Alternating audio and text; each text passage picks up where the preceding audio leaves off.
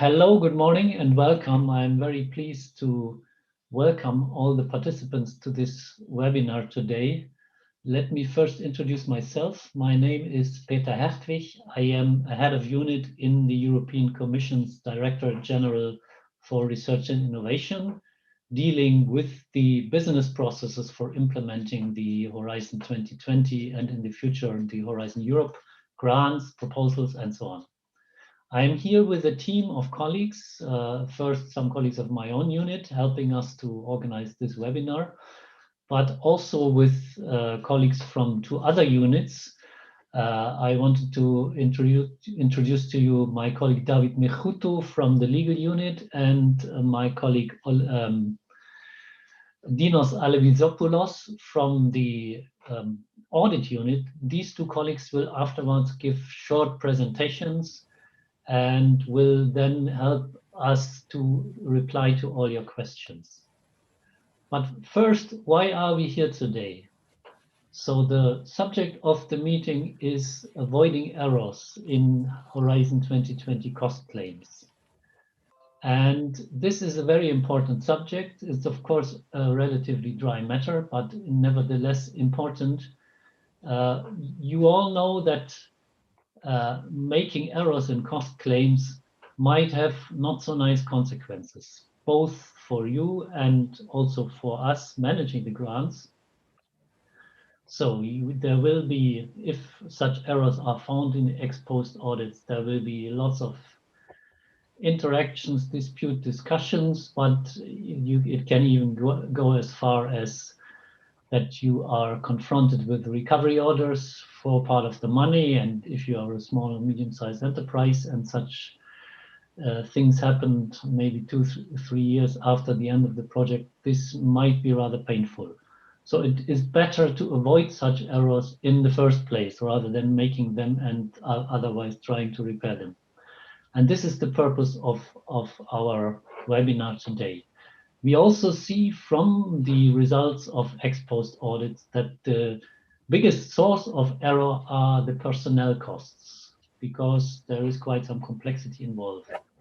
And that's the reason why today in this webinar we will focus exclusively on the personnel costs. So we will have a first presentation of David Mechuto explaining again and reminding everybody what the basic rules are for reporting personnel costs. And then Dinos Alevizopoulos will speak about the errors that were already detected in ex post audits and give some hints on how these errors could have been avoided. So, and then we will have, of course, enough time for questions and answers. And maybe now I come to the technical part of this webinar. So we will not have the possibility to make all the participants speak because we are simply too many. So we have a feedback channel, which is Slido, and all the information related to the Slido is in the event webpage. In case you have lost the link and don't know anymore where this event webpage is, maybe Emmanuel and Olivier, you can put it again in the chat window so that everybody can have access. So we have already opened this Slido question and answer session quite a while before the start of the meeting, and we see already that also some people started asking questions.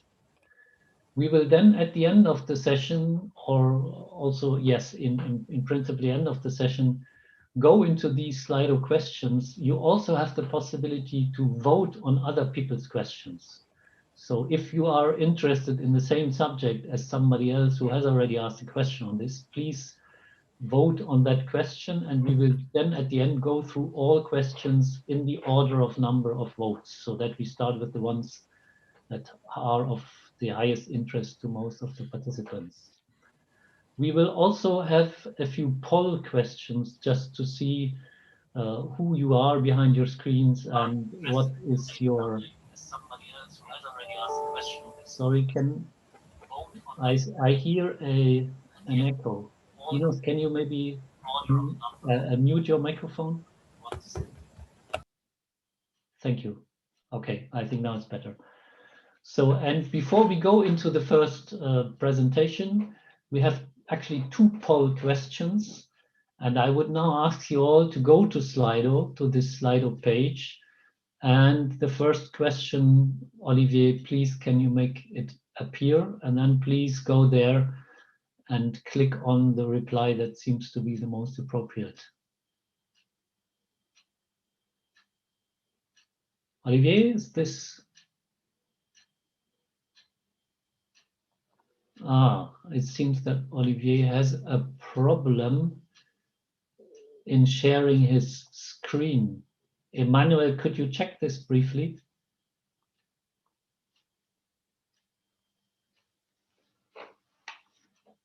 Otherwise, I will also have to go. Yes, I think it will work now. Okay, I see that many of you already went to the Slido, and the questions and the answers start coming in.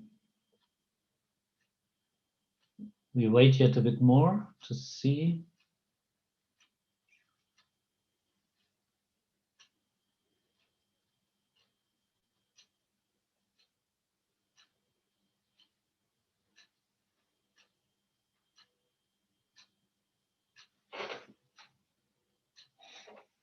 So I see that we have at the moment around 250 participants in total. 65 have replied. So let's wait a bit more until everybody has found the right place on Slido, and please try to reply.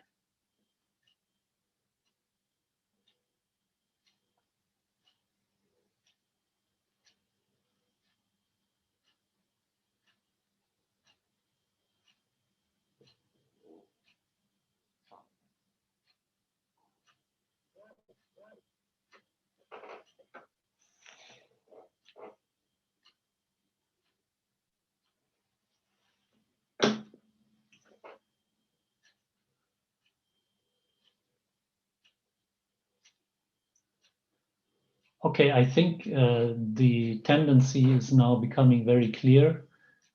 The big majority of you are indeed either employees or owner managers of SMEs. This is reflecting the fact that we have, in the first instance, invited SMEs and newcomers to the program, because we also see that for you it's particularly difficult to understand the rules and to avoid errors. Okay, I think we can switch and close this one and go possibly directly to the next Slido question. So if you can also please reply to this one.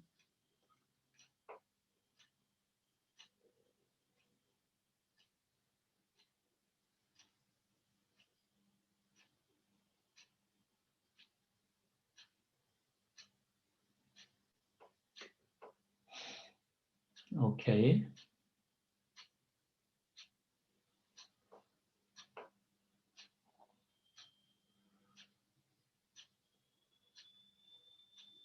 Yes, I think here the tendency is clear too.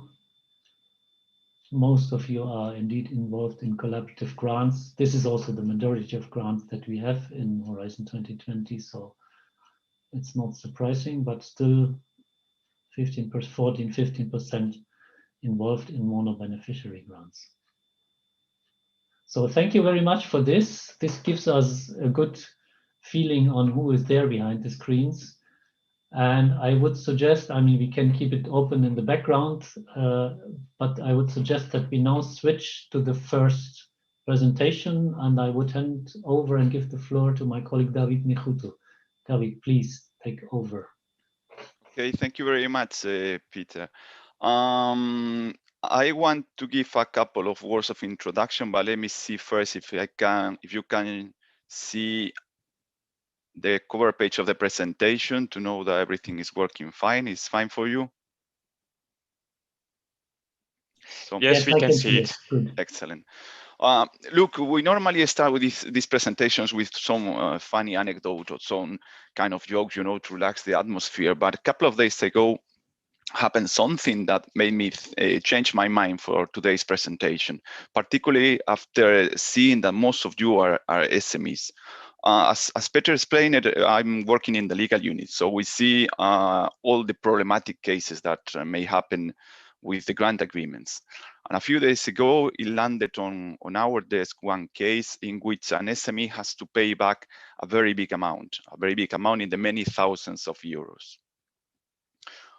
That's what Peter said meant about recovery orders, is that when we have, for instance, an audit and we find that something was done wrong, and then we have to claim the money back. So you have to pay that money back to the commission or the agency or whoever paid to you.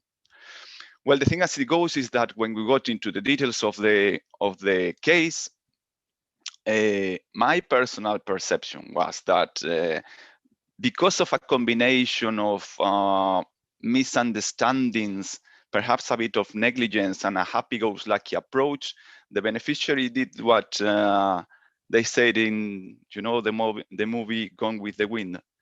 I couldn't care less about your rules. So they actually did the work of the action. That was not at stake, but they didn't follow at all the provisions, in this case on personal costs. So now, because of that mistake, an SME, like it might be your case, will have to pay back several years after the end of the project, several years after the money has been spent, thousands and thousands of euros to the commission.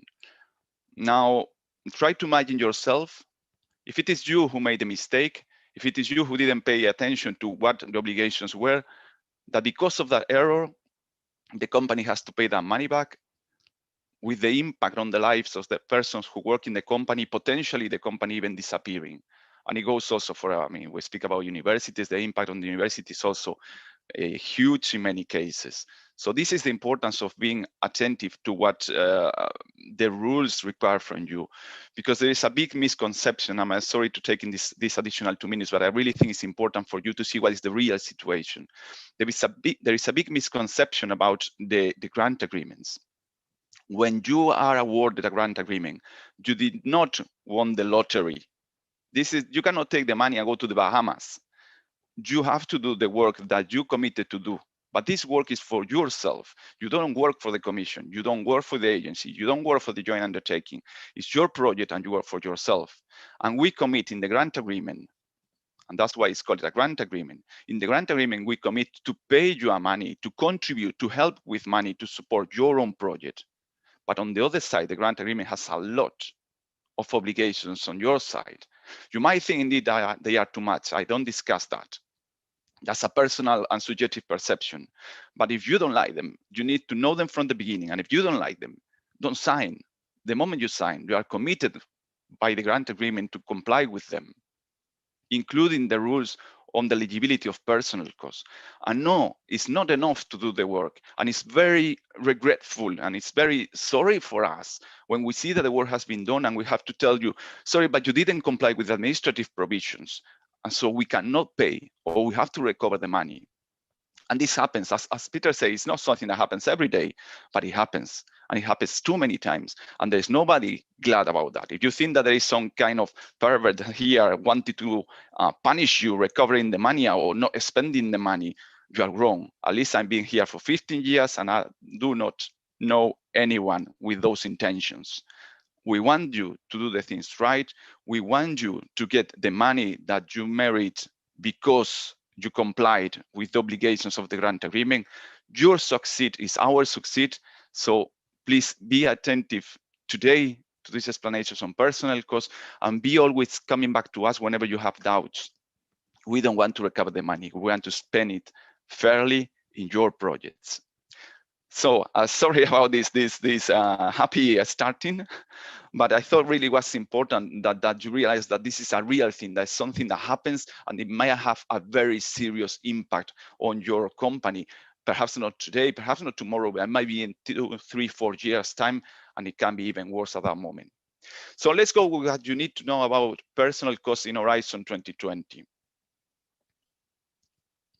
The first thing that you need to know is that Horizon 2020, even if we are getting to the end of the new grant agreement, so we will not sign many more grant agreements Horizon 2020 because we are going to be starting with Horizon Europe in this year.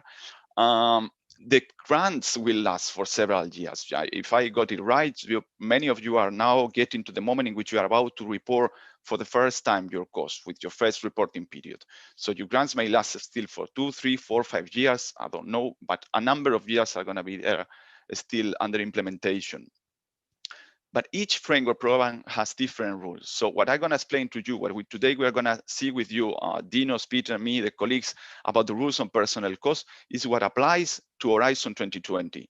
If this year, 2021, you have the opportunity to submit proposals and to participate in grant agreements under Horizon Europe, I'm sorry, you will need to read again the rules for Horizon Europe, because even if they are similar, they are not exactly the same. The same happens if you had FP7 grants. They are probably already gone, but you may have still some there living. Then, even within the same framework program, in our case, Horizon 2020, there are different types of grants. They are similar again, but when we speak about how to declare the cost, how you can get the money out of those grants, there might be some substantial difference. The gross majority of the grants goes into the cost reimbursement. So you declare the cost of the action and we contribute to those costs. By the way, another precision, we don't pay for the costs. We don't pay the salaries of people. We don't pay the durable equipment. We help you. We contribute to those costs. It's very important to see this difference. So we are going to concentrate in these cost reimbursements. But I have seen that there are many people from the SMEs with also mono-beneficiary grants. It might be that you are into the lump sum grants, for instance, in SME instrument phase 1. There, we pay a fixed amount. We will not speak about those grants today. They are simpler in what concerns the reimbursement of the contribution from the union. And you might also be participating in, for example, the Maria Sklodowska-Curie actions, which are fully paid on the basis of unit cost, much more simpler, much less errors. We will not focus on that today. It's going to be cost reimbursement grants. So of course, the first and the starting point about personal costs is to know what do we mean with personal costs, what we are referring to. So in Horizon 2020 projects, personal costs are first of all the cost of your employees. Okay, not only, but this is the most evident case in which we are referring to personal costs, so your employees. You may also declare under personal cost seconded staff for SMEs or even for private industry in general terms. That happens very rarely. It's a typical case of professors seconded from one university to another, this type of examples. But if incidentally happens, you can also declare under personal cost seconded staff. Another issue, another case quite relevant for today's presentation of people who is declared under personal cost is the cost of owners who work directly in the action and who are owners of small and medium-sized enterprises, so that the beneficiary is an SME. And eventually, under some conditions, you can also declare other people, not your employees, but people who has a direct contract with you, with the beneficiary, and who work under the project, also as personal costs. But as I say, this is subject to conditions. It's not the general case. So not all those people who you will call consultants can be automatically declared in personal costs. In some cases, they need to be declared under purchase of services or even under subcontracting. And this is how it looks like in Horizon 2020, the way to calculate personal costs. If you go into every single detail of all the rules, most of you are not concerned by most of these options. And we are going to focus today, I will insist today, in the easiest way to declare personal costs. You see that there are a lot of branches in the street. You see that there are a lot of different possibilities. If it was not for the fun of it, we are preparing rules, or we prepare rules who cover today the usual practices of more than 30,000 beneficiaries all around Europe and beyond. So we needed to have a lot of flexibility and different possibilities to accommodate the different practices of beneficiaries. This makes that when you see the tree, it looks awful probably for you. It looks awful for me, and I did it, so it looks probably awful for you. But I insist, there is an easy way to calculate the personal cost, an easy way in which the risk is extremely limited. And that's where I want to focus today on, for trying to convince you that perhaps doing other options, you may get a bit more of money, but you are also having some risks. So you need to know what you want to take as a risk of errors and potential recoveries later on, and how you can do it instead in the easiest possible manner, so that you know what you are declaring is correct and you will have no problems in future. The very basic of the calculation, Horizon 2020. My personal costs are the number of hours that the person worked in the Horizon 2020 project multiplied by an hourly rate. That's the basics. It's quite simple. Even if you bring some worker to your house, I don't know, to do the cleaning, you may pay for the whole cleaning of the house. That would be an option. It's not what we're speaking today. For us, it would be kind of lump sum. Or you may pay by the hour. And then you will probably agree with the person how many is going to be the cost per hour, the price per hour in that case. And you will control how many hours the person worked to know that you pay the fair amount. The same for the Horizon 2020 grant. Hours worked and you need time records multiplied by an hourly rate that is defined in the grant, not the number. The formula is defined in the grant agreement that you sign. This is what we are going to see in detail in the next slides. So I start by the bottom of the slide. You need timesheets. Sorry, Horizon 2020, you need timesheets. There is an exception for people working exclusively on the action. It is there, it is possible if the person works only in the action during a certain period. In most cases, it does not save you that much time, because the minimum requirement for the timesheets is to sign them once per month. So I don't think it's exaggerated as an administrative workload to justify the number of hours the person worked. So I want you to keep this message: you need timesheets. The biggest recoveries that we have had in Horizon 2020 actions, I would say even the biggest of all, are always linked to not having timesheets. If you don't have timesheets, we do not know how many hours you worked in the action. We have a big problem, because you may say I worked so much, but you have no means to prove it. And then we have big, as I say, big adjustments. So remember, this is a key message that you need to bring with you. You need to keep timesheets. So you cannot declare budgeted time. What you put in the budget, fine, that was an estimation. It just served to fix the amount that we can pay, but it doesn't serve to declare the cost. You need the timesheets. You cannot declare estimated time. I mean, you cannot get at the end of the year and say, well, more or less it must be like 300 hours. We cannot accept that. We pay actual cost. You need timesheets. And you cannot choose either time allocations, so a percentage of the time of the person worked over the year. It's a bit the same thing. So you need timesheets. Then apparently there are some works outside my house. I hope you don't hear them. Then we know that we have now the hours working in the action thanks to our timesheets. Now we need to see how we calculate the hourly rate to know how much is the personal cost that I can declare to the project.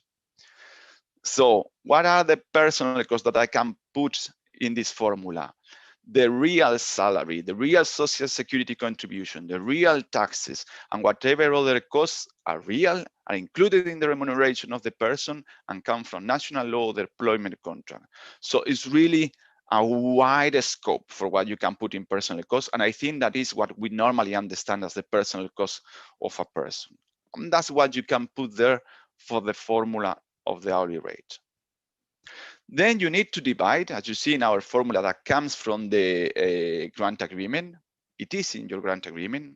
If you have a cost reimbursement grant agreement, you need to divide those personal costs by a number of productive hours. And there again, there are options. Remember our tree. One of the multiple branches that we had referred to the number of productive hours that you have to use to calculate your hourly rate. Our recommendation, 1720 hours per year. So you take your personal cost, you divide by 1720 hours per year. You do not need to comply with any condition. I mean, everybody can use 1720. It doesn't matter really if the person actually is supposed to work more than 1720 or less than 1720. You divide by 1720 is fine. If the person works part-time or only part of the year, you do a pro rata, fine. Only thing, 1720 cannot be reduce it because, for instance, the person is in long sick leave. It will still be 1720. Only case you can reduce 1720 is for maternity leave. If you are curious about that, you can see more details in the grant agreement. As I say, there are options. So if for some reason you are really a daring participant, and even if you are a newcomer, you want to know more and you want to know what other possibilities you have, you also can have productive hours based on individual calculations or on a standard annual productive hours in accordance with your usual practices, which means that you need to have usual practices. The message there is these two options are subject to conditions. If you go for them, you need to read carefully when they apply and how they apply. The other option is, as I say, 1720, no conditions, no risk. So now we know that our personal costs are calculated by multiply the number of hours worked in the action supported, so as stated in the time records, by an hourly rate that we have seen how to calculate. Okay, how many times do I have to calculate the hourly rate? Is once over the project, once per reporting period? No. The most easy way to do it. You have two options, in fact, by full financial year or per month. We again here recommend you to use the per full financial year, which means once per year. When your financial year is over, you divide the annual personal cost of that financial year by the annual productive hours of that financial year.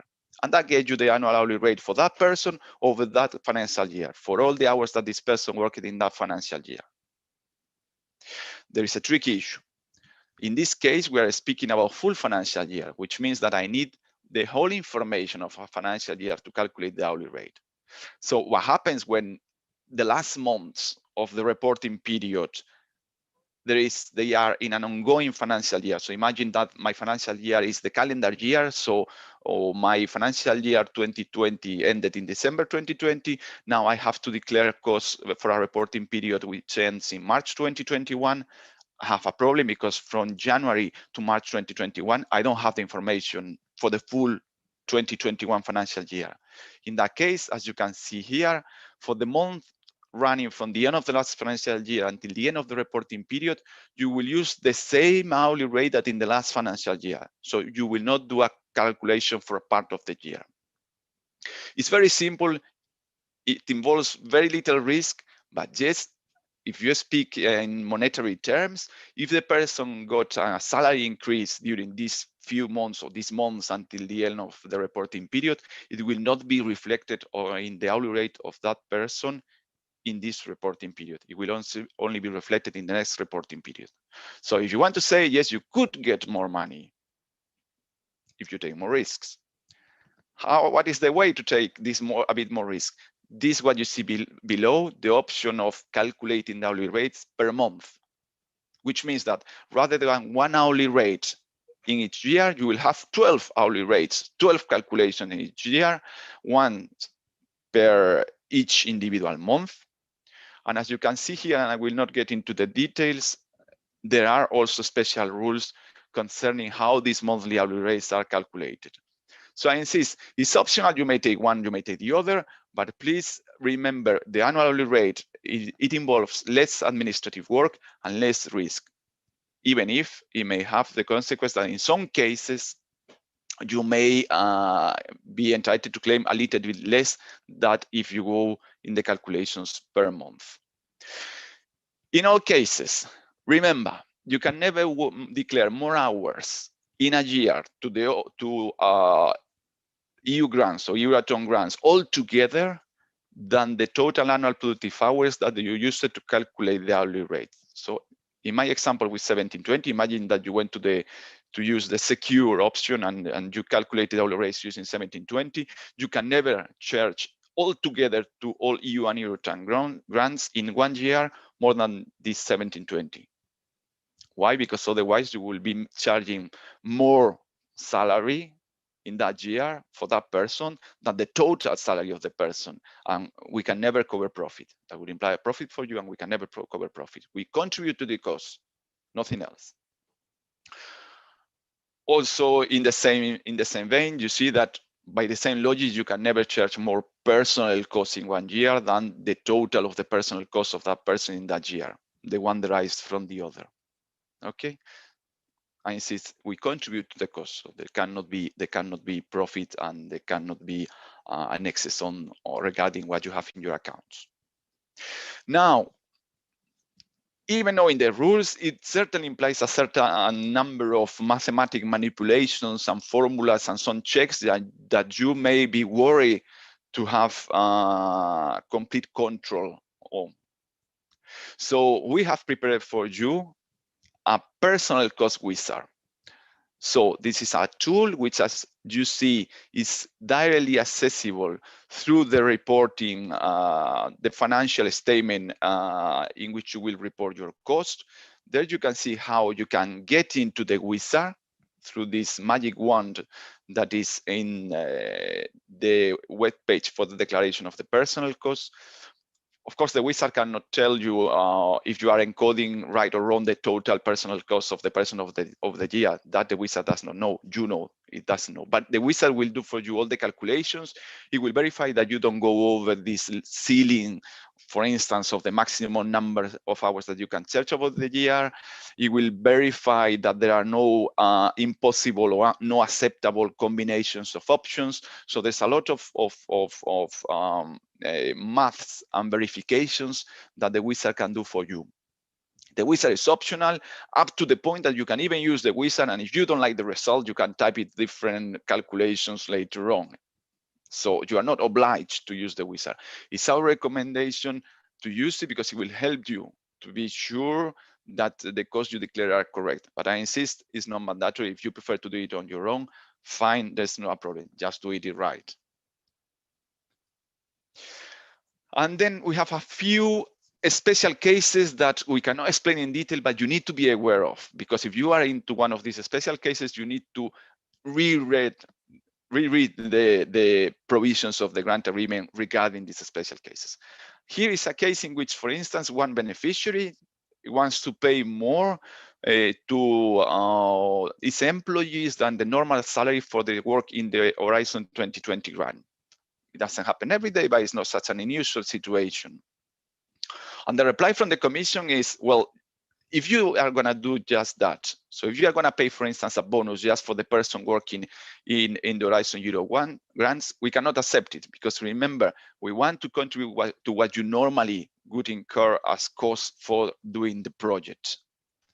Now, it might be that your practice, your remuneration practice is to always pay a bonus when the persons are working in externally funded projects, in competitive projects. I don't know. You have internal rules for deciding when these people will get extra money, extra bonus. I insist, for most of you, I presume it looks like Chinese, but I can assure you that in some member states is a rather usual remuneration practice. If incidentally that's your case, well, then you are under what we call project-based remuneration. It's not possible to go into the details of those calculations today. It's normally a presentation of 1 hour on its own. I must say that it's relatively complex, in the sense that if something is complex in the calculation of personal costs and something cannot be avoided of this complexity, is this project-based remuneration. I deeply hope that you are not concerned and that this is not your case. If it is, please really read carefully the grant agreement in that regard, and the explanations in the annotated grant agreement that we will see where to find in just 1 or 2 slides following. 2 other quick special cases. One, I think, very relevant for you today, as we have seen in the audience.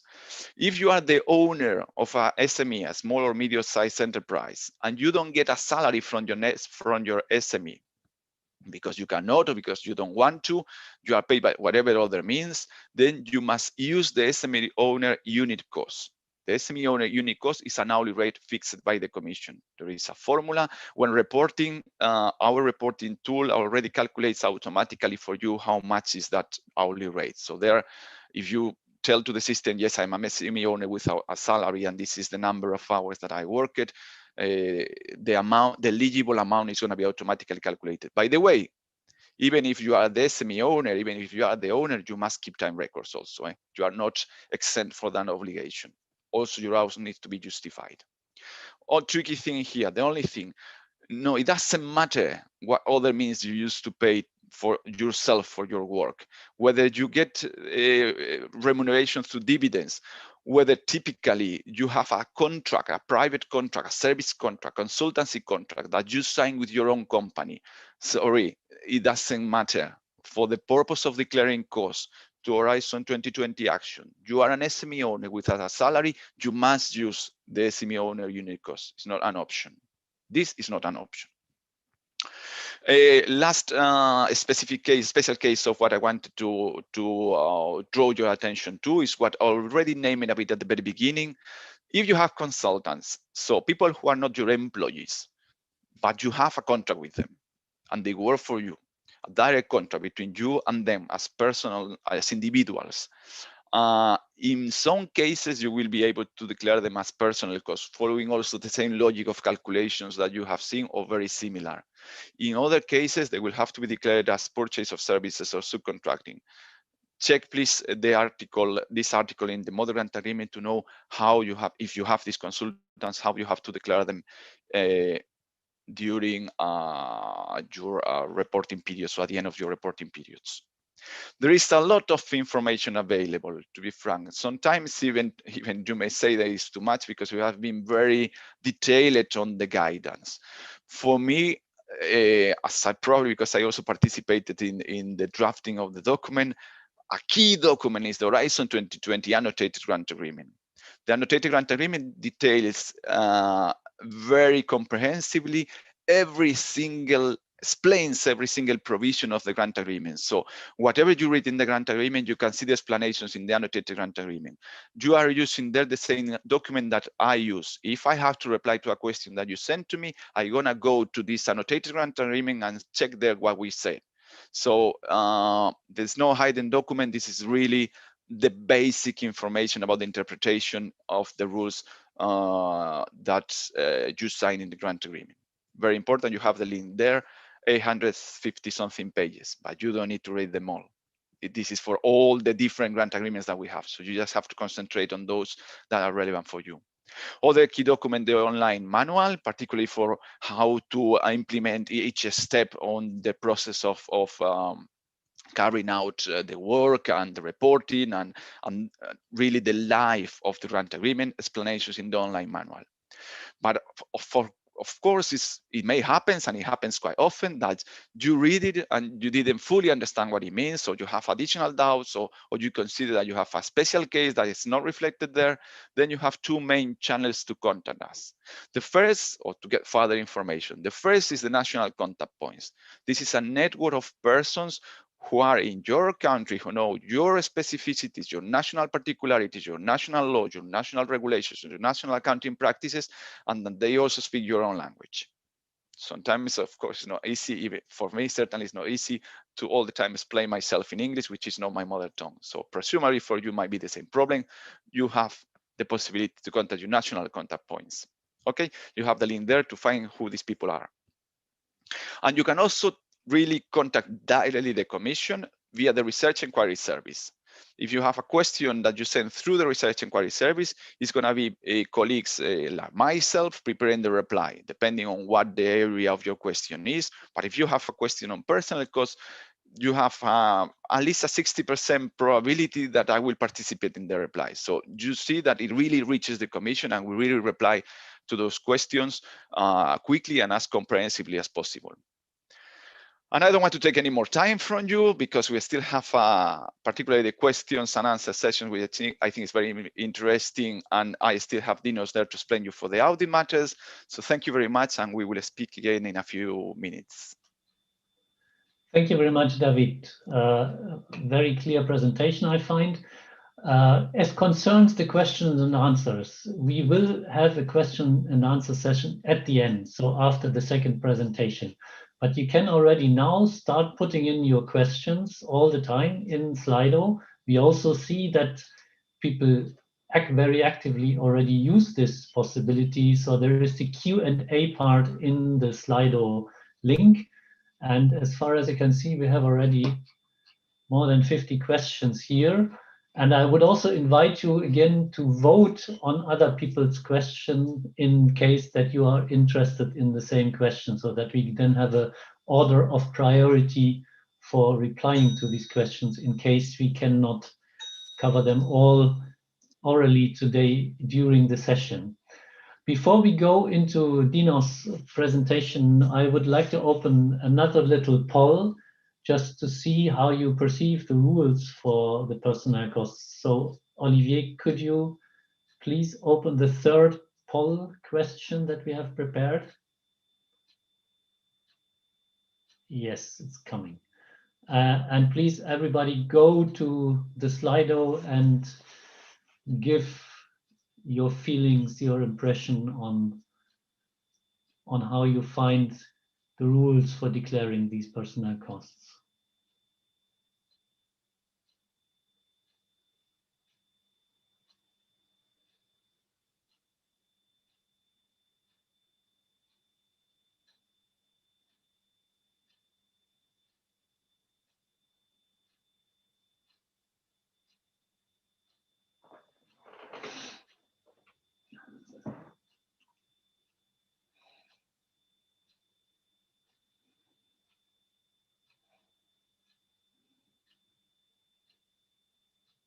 Okay, I think the tendency is very clear. It's, in a certain sense, a positive surprise to see that only a minority thinks that they are very complex, and even fewer people don't know at all. So, of course, the majority of you think that they are a bit complex, and we are the least to deny this. But there is even nearly a third of participants thinking that they are clear. So thank you very much. Very interesting feedback. And I would now ask Dinos to take over and to come with the second part of the presentation. Dinos, please.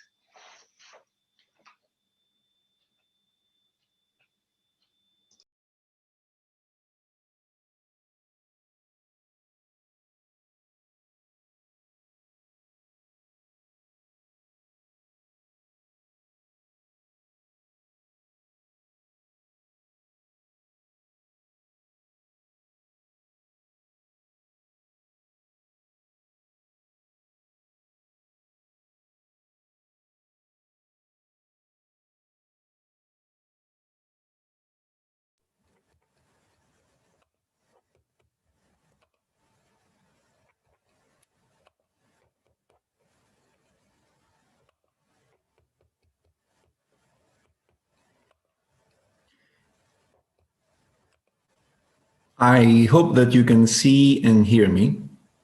Yes, at least I can. It looks and good. That the screen is okay, though, so that you can visibly see the totality of the screen. Yes.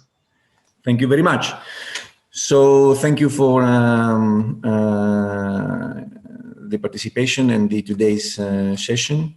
So we will discuss today the financial aspect from the audit point of view, and we will share with you our experience on what we have seen in the audits that we have been carried out into the Horizon 2020 financial statements that you have declared. And we will guide you through into where we believe that things have areas for development. So there is a little bit of a repetition of what it was said before, but this is good because it will help you to absorb easier the messages that we want to share with you. And let's first of all define what it is an error and why do the errors occur. Well, first of all, one of the major reasons for the errors, and this is what we have seen in the audits that we have been carried out, is that there is a misunderstanding of the rules. The rules are misunderstood. And the second is the lack of attention to the details of the provisions on the grant agreement. Let's see those two together. The misunderstanding of the rules, it means that the rules are a bit complex, as you have voted before, or in some instances, very complex, not in all instances. And this is a clear message that there is further area for simplification on our side. The second bullet point refers to the lack of attention to the details, which means that the errors may not have been that complex, And if they have been dealt with more professionalism or in a deeper analysis from you, then the errors may have been prevented and wouldn't have happened.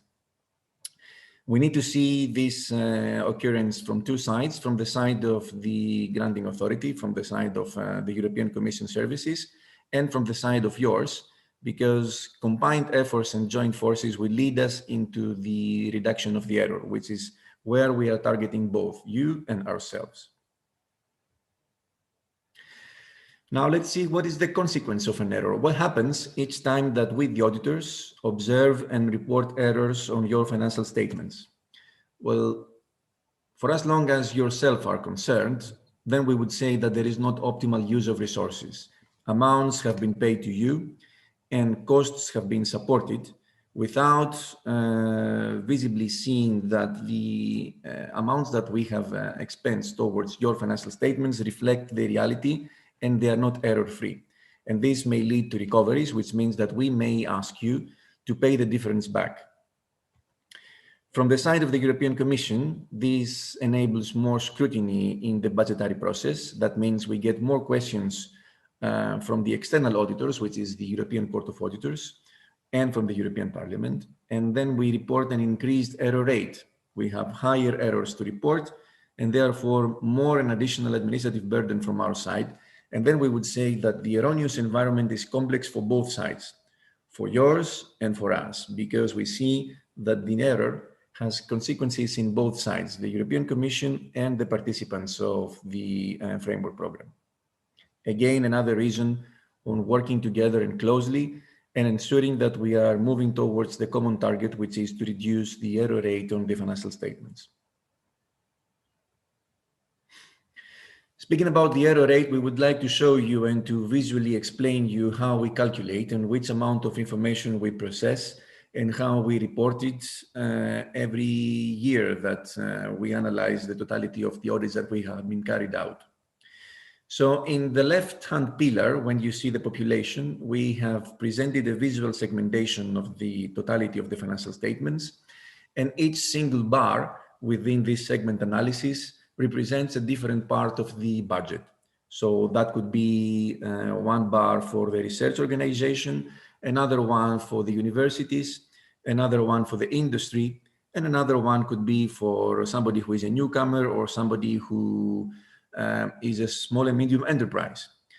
As you can imagine, we cannot audit the totality of the population, but we extract a sample with some statistical tools, and the sample that we extract is an absolute reflection of reality, and that's why we report that the sample that we extract is a representative one, which means that it represents the various segments of the totality of the budget.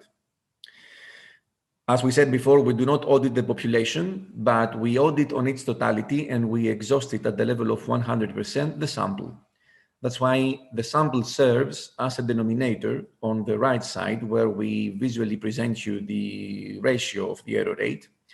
The sum of the audited amounts equals to the sample. That means that the sample serves as a denominator in the ratio. And in the numerator, we only report the negative adjustments, which means adjustments that they are in favor of the granting authority, adjustments that they are in favor of the European Commission and its services.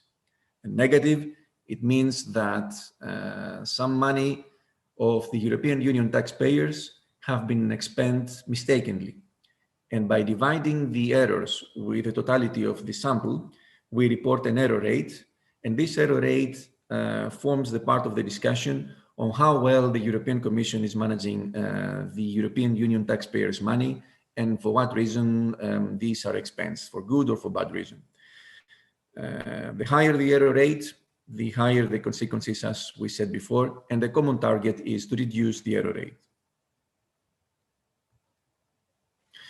Now, why do we do audits? Well, we do audits because there is a contractual requirement. It is part of the financial regulation, and because it is a necessary tool on the annual declaration of cost when the European Commission is facing the parliamentarians and to a greater extent the European Union taxpayers to justify whether the amounts expended represented the reasons that they have been budgeted for or whether there were any errors.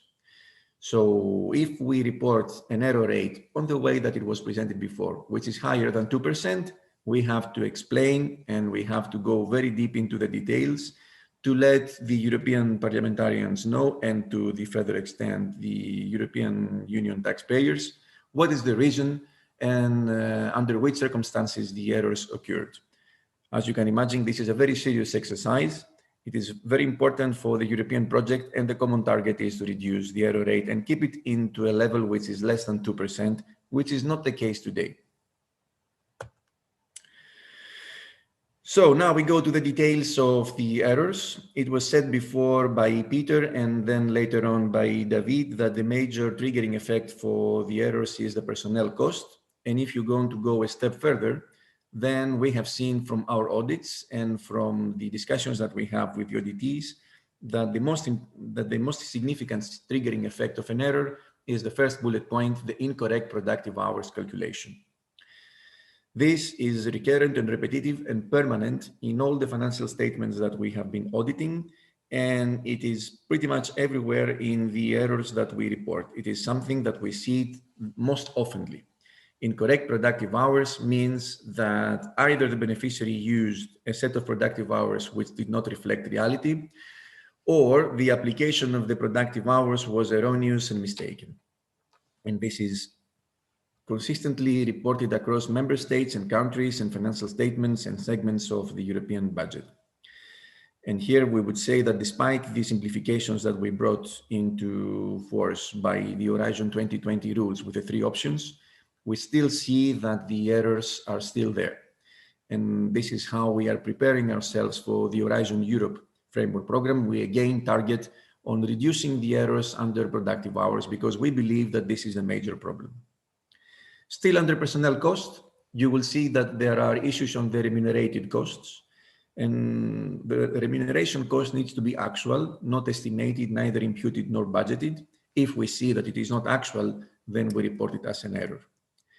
And the third bullet point refers to the incorrect working time. That means that you have been working different time in the action than the one that you are declaring. And the fourth bullet point is a summary of everything that can happen under personnel cost, either unreliability of the time records or non-existence of time records, which results into questions about the hours to the action and also to the correctness of the productive hours. This is the biggest part of the errors. If you want to get something out of the presentation, remember that special attention needs to be taken under the productive hours because this is the major triggering effect of the errors. Other errors are reported into the calculations that we do, but before we go that, we want to show to you how the total personnel cost is reported. So here we see the hours worked, which is the hours that you have worked to the action, multiplied by a ratio. And the ratio has a numerator and a denominator.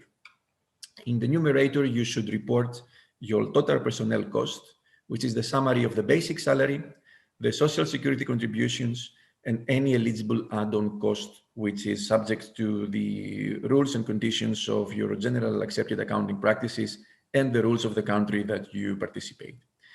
And the denominator is a set of productive hours, which could be either option 1, 2, or 3, that we will discuss later on.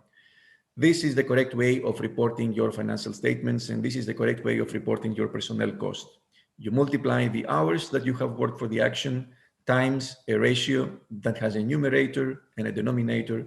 In the numerator, total personnel cost. In the denominator, total productive hours. Let's see how to do it correctly without errors. So, to avoid errors, you need to make sure that your time recording system is consistent with your HR records. That means that whatever your HR records say, the same information is reported on your time recording. In other words, when you are sick and you are on a sick leave, or whether you are on a maternity leave and you don't work, or whether you are on an annual leave, or in a day that the company is closed, you cannot report on the same time hours to the action. Your time recording system needs to be properly dated and signed. That therefore it means that it needs to be signed by the person who introduces the data and it needs to have a date which reflects to the time of the preparation and submission of the time recording. Your time recording should be not in excess of your full-time employment. If you work 2,000 hours per year, your time record cannot show more than 2,000 hours per year if overtime is not part of your usual accounting practices and if this is not incorporated into your full-time employment, which needs to reflect the time recording system. Your time recording system needs to be sufficient in terms of information. It needs to encode the name of the action, the name of the person who is encoding the time that this person has worked for the action, and needs to be properly dated and signed as it was said before. It needs to be therefore complete and easy to be understood by a third person that has not filled it in. Make sure that your numerator is correct. And now we are entering into the hourly rate calculations, and we go up on the numerator and we see what we can report into the personnel cost. Into the personnel cost, you can report your salaries, therefore your basic salary component, together with the social security contribution, which is a percentage that reflects the parts that the employers and employees are paying for social security contribution, and any eligible tax which is allowed by the usual accounting practices and the national law in the member states that you practice. Therefore, the personnel cost should be a pure and absolute reflection of the real personnel cost that you report on your own financial statements. Having said that, you need to make sure that the personnel cost does not include any ineligible items.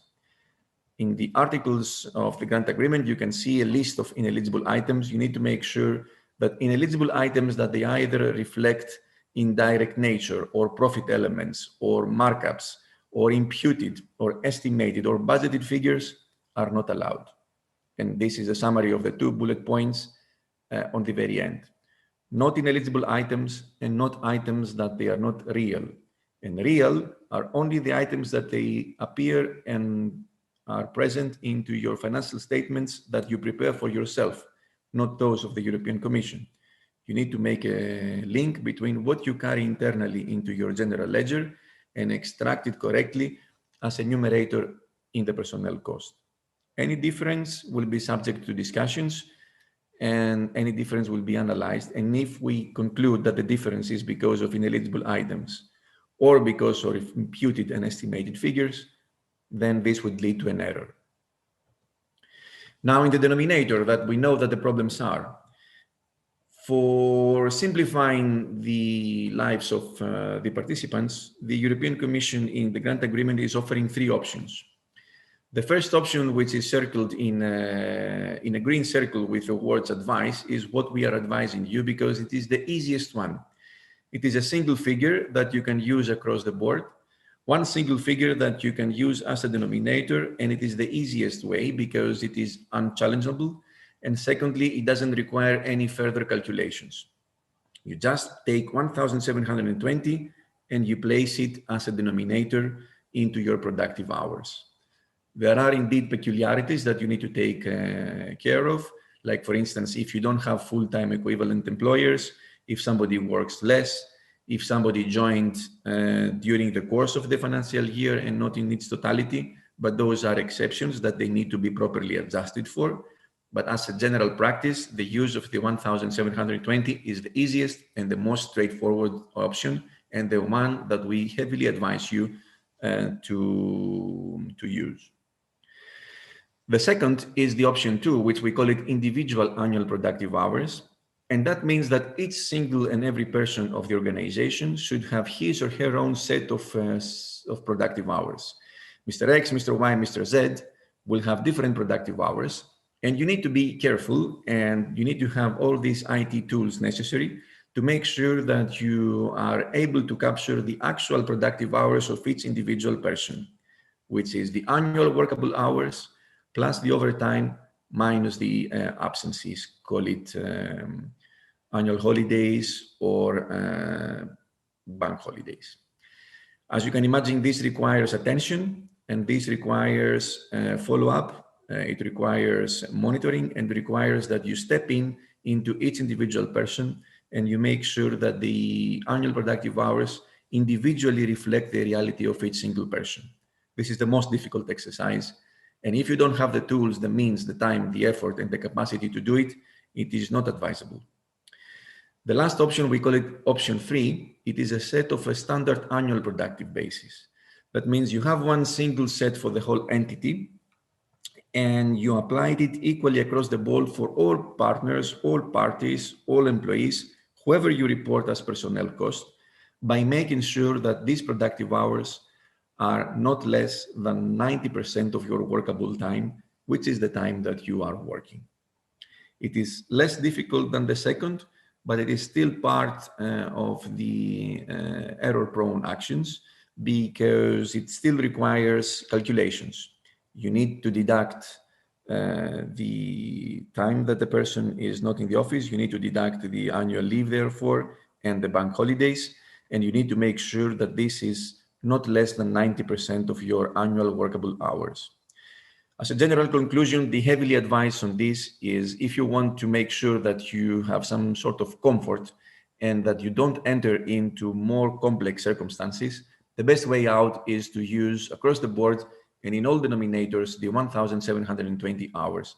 This will make your life easier or less complex if you wish.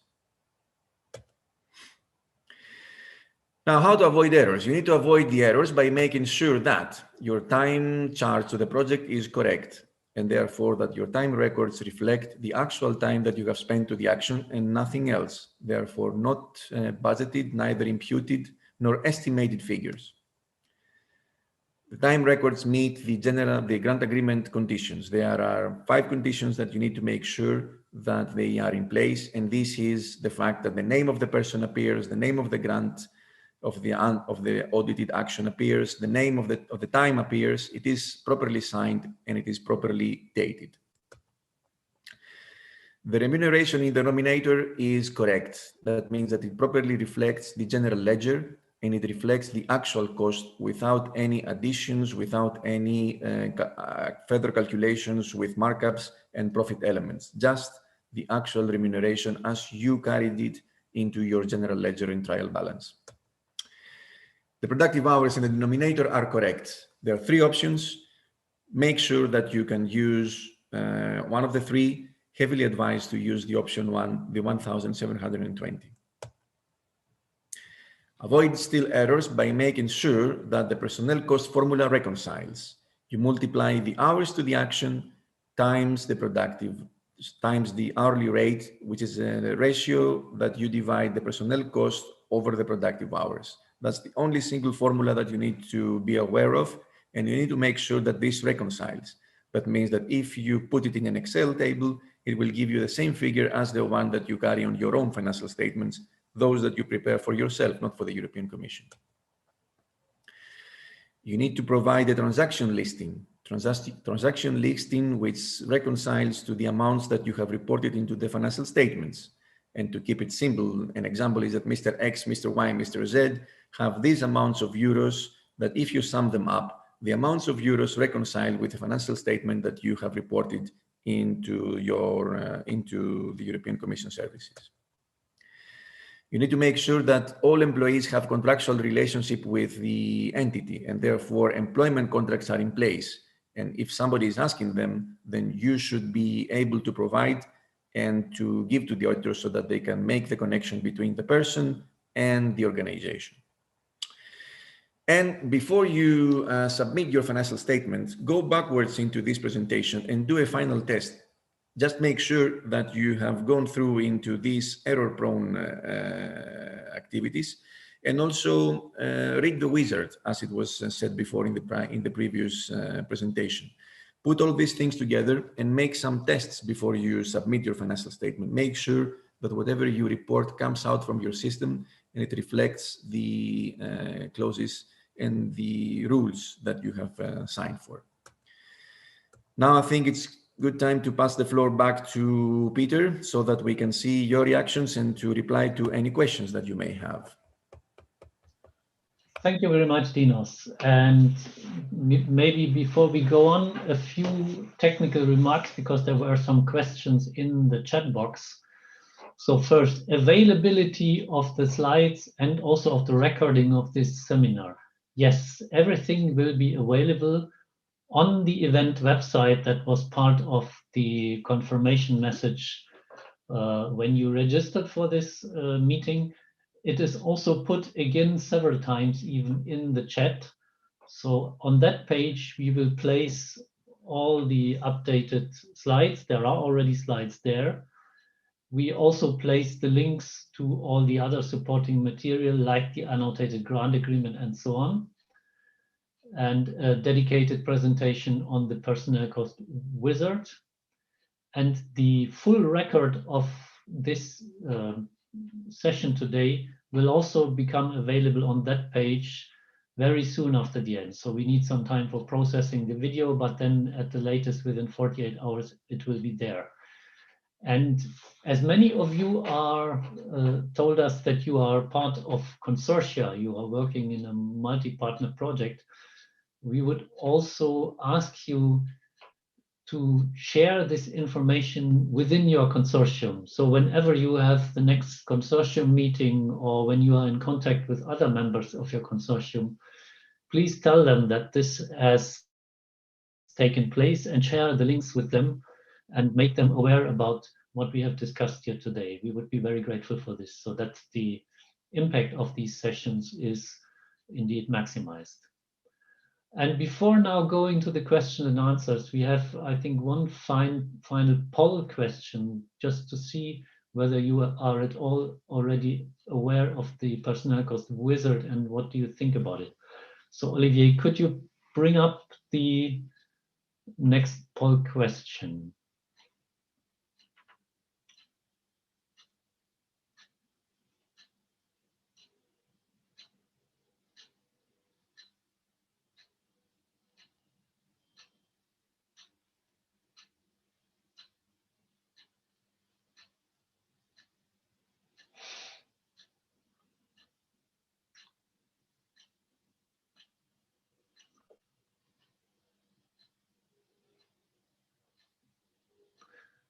Okay, I think the tendency becomes very clear. The majority don't know, and this is also what we observe from the actual use of this wizard. So the use is not yet very widespread. We would again recommend you, in particular, when you are in a small enterprise and you have only very few people actually reporting costs to your projects, to use this wizard. It might be a bit too complex and complicated for big organizations that have in any case a very elaborate internal accounting system where they control the personnel costs very well. But in particular for the participants of today's session, we really recommend you to use this personnel cost wizard so that you're on the safe side when reporting your personnel costs. Thank you very much for this poll, and I would now switch to the questions and answers. Again, please vote on the questions of others. We will go through the questions in the order of number of votes. And so we want to start, of course, with the most popular ones. So there is one already at the top that interests many of you. Can time recordings be kept digital or do they need to be printed and signed? David, do you want to reply? Okay, yes, Afa.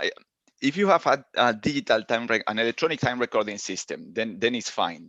There are tools for keeping electronic time recording systems in which I will enter with my username, my password. I will encode the number of hours in a project, and as required by our rules, somebody else, my supervisor, will later on with her or his username, my password, countersign or counterclick that agrees with the number of hours, and that's fine. Then you don't have to print and sign because there is a traceability with usernames, passwords, and the electronic modifications, a history of the electronic modifications that can be audited, and so we can verify that indeed the person who had to encode the number of hours did so, and the right supervisor verified and confirmed the number of hours. Now, I will be extremely careful about what the digital thing means.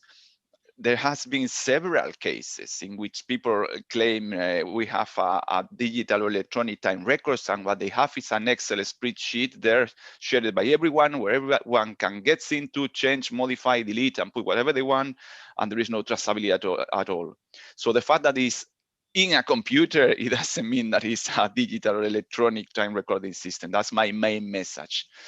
So yes, it's possible, but you need it to comply with the conditions that we have in the annotated grant agreement, which basically goes into you need usernames, password, and traceability of the electronic changes that have been done in the time records.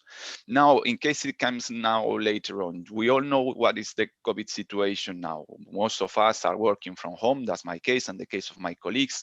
And if you need to print and sign the time sheets, well, that's a real problem. So we have published in the participant portal a frequently asked question dedicated explicitly to the signature of timesheets during this confination period. Just to get you a summary of it, basically, we agree that when it is not possible to print and sign the timesheets, this you can do by exchange of emails between the person who encodes the number of hours and the supervisor who has to reply to the email confirming that the number of hours is the right one. So this is exceptional procedure in the context of COVID. I insist, if you type even in Google Horizon 2020 COVID FAQs, you will get to these questions and you will see the details on how this is allowed. And if you don't mind, Peter, I already covered the second one. Do we need to keep time records of the full time of an employee, or just time spent on the project? Only time spent on Horizon 2020 actions. That's the obligation. It doesn't mean that if you have to, no, it's perfectly right. If it's your practice, so much the better. If you do it for us, our auditors will be happy, but it's not obligation. The obligation is to keep the time records for the time worked in the Horizon 2020 project. Okay, maybe just to add, indeed, this FAQ is available. And Olivier, could you maybe even put the link to this special FAQ into the chat box so that everybody has it directly? Okay, and then we go already to the next question. How do you calculate the hourly rate for part-time employees? And I think it's again for David. Well, in fact, Dinos already anticipated a bit this. Of course, if you have a part-time employee, let's imagine that you go for this, our secure recommendation. So using 1720 number of annual productive hours. Well, if you have a part-time employee working 50% part-time, you will simply divide calculate the pro rata. So in that case, 50% is going to be 50% of the 1720, which is 860. And it's as simple as that. So you will have in the formula for the hourly rate, you will have the personal cost of that person, which are going to be those corresponding to her or his part-time employment, divided by the corresponding pro rata of the annual productive hours. So it's as simple as that. It has no other mystery. It would be similar if you have a person who start working on the 1st of July, imagine of 1 year, it works full time, okay, but it didn't work for the full year. So you will also calculate a pro rata of 1720 corresponding to the number of months that the person was employed. So you see, when I say you cannot deduct things from the 1720, like if the person is sick for 6 months, we are very sorry, but the rule is still 1720. But if the person worked part-time or if the person didn't work for the full year, you are indeed authorized to calculate a pro rata of 1720, adjusting it to the reality of what the person worked concerning the contract, the duration of the contract and the percentage of employment. Okay, I think the next question again for you, David. What happens if the declared actual hourly rate is smaller, higher than the estimated one in the budget table in the grant agreement? It happens nothing. That's what we expect, that you report the reality of the thing. So from the beginning, when you do a budget, the budget of the proposal, of course, it's an estimation. A budget is always an estimation, and you perfectly know how it works in the public sector, the difference between the budget and the reality at the end. So this is the same. You prepare your budget. You do your best to estimate the reality of the cost, including, for instance, the reality of the salaries that you will pay. Fine. Based on that budget, we fix the maximum grant amount. So the maximum that the commission or the executive agency, the maximum that the union can contribute to that grant agreement, that we can never go over. It doesn't matter if at the end it costed you 3 times more. Differently to the public sector, we can never go over that maximum grant amount, right? But then at the time of the reporting, you report the reality. If the hourly rate of the total of the personnel costs that in reality you incurred are more or less, higher or lower than what you estimated in the budget, you report the reality. If the difference is very big, you will probably get a request from the project officer for you to explain why. Because in many cases, it's simply, okay, well, at the end, the personnel were more expensive or less expensive, but it might be simply that you needed more months because eventually there was a problem with the research and you did have to carry some more repetitive tasks. I don't know. There might be, usually they have reasons that means that at the end, it's not exactly what you budgeted. So you just declare the reality. If the personnel costs are smaller than what you estimated in the budget, remember that we contribute to the reality of the costs. So obviously you should expect to get less money because it costed less. If it costed more, as I say, at the level of the consortium, we can never pay more. So if the maximum grant amount of the grant was 3 million, doesn't matter if for you it costed more or if for the consortium as a whole it costed more, we can never, impossible, go over the 3 million.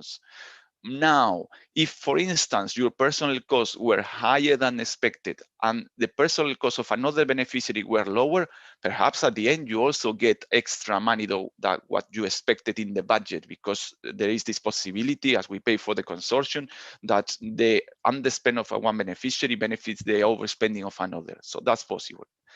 The summary of it, you declare the reality. There's no problem. Your obligation is the reality. If there is any question to be done, we will do it, but you always declare the reality. Okay, thanks. I think the next one is more for the audit side. Do the timesheets have to be verified by someone in, for instance, an accountant? Dinos. Yes, the time records need to be verified, not necessarily by the accountant, but by the person who is responsible for the working package that you are working. The research work is split into several working packages, and within the working package, you have allocated roles and responsibilities. That should also reflect the internal delegated authorities that you have into your organization. Now, speaking about small entities and entities that quite a few people do the work, then the recommendation is that somebody reviews the work of the other in terms of the research work. And this somebody needs to be defined by yourself. Normally is the person who is responsible for the research work to be carried out. So the most senior researcher in most of the cases sign offs and validates the time records of the persons that they work for her or him, not necessarily the accountant. Very hardly we see accountants verifying the time records.